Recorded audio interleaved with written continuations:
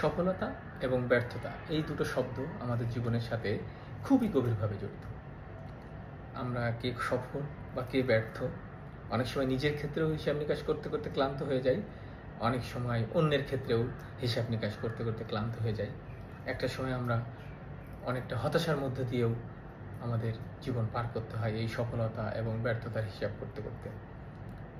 আমি আগেও বলেছি, খুব ক্ষুদ্র মানুষ হিসেবে এখনও বলছি, অনেকেও হয়তো আমার মতন এইভাবেই চিন্তা করেন সফলতা এবং ব্যর্থতা খুবই আপেক্ষিক একটা বিষয়।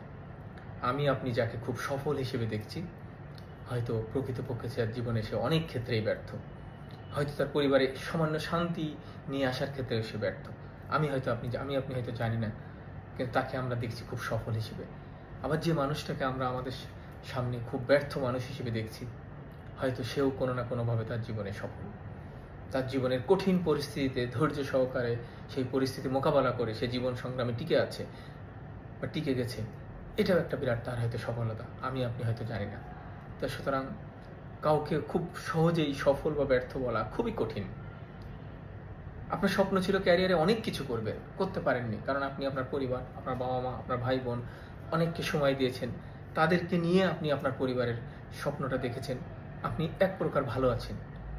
আশেপাশের অনেকে হয়তো আপনাকে বলতে পারে, আপনি তো অনেক ব্রিলিয়ান্ট ছিলেন, অনেক কিছু আপনাকে দিয়ে অনেক স্বপ্ন দেখেছিলাম, আপনি তো কিছুই করতে পারলেন না। হয়তো তারা আপনাকে ব্যর্থ হিসেবে দেখছে, কিন্তু আসলে আপনি কিন্তু অনেক সফল। আমি এখানে ছোট্ট একটা এক্সাম্পল দিই।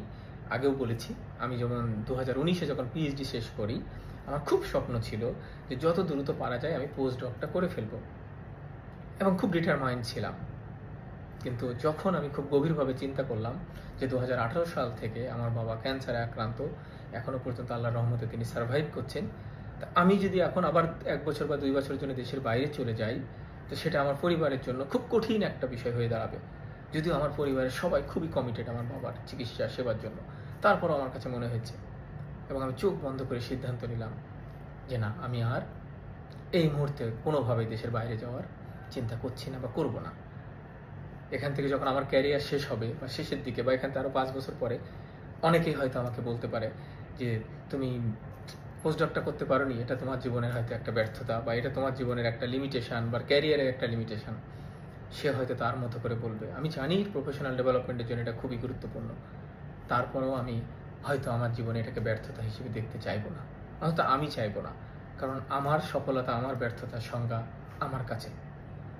তাই আমি মনে করি আমরা যদি সব সময় শুধু পারিপার্শ্বিক পরিবেশ বিবেচনা না করে নিজের মতো করে চিন্তা করতে পারি, অনেক সময় আমার মনে হয় আমরা আমাদের প্রত্যেকের জীবনে কোনো না কোনোভাবে সফলতার সন্ধান পাবো, বা আমি কোনো না কোনোভাবে, আপনি কোনো না কোনোভাবে সফল।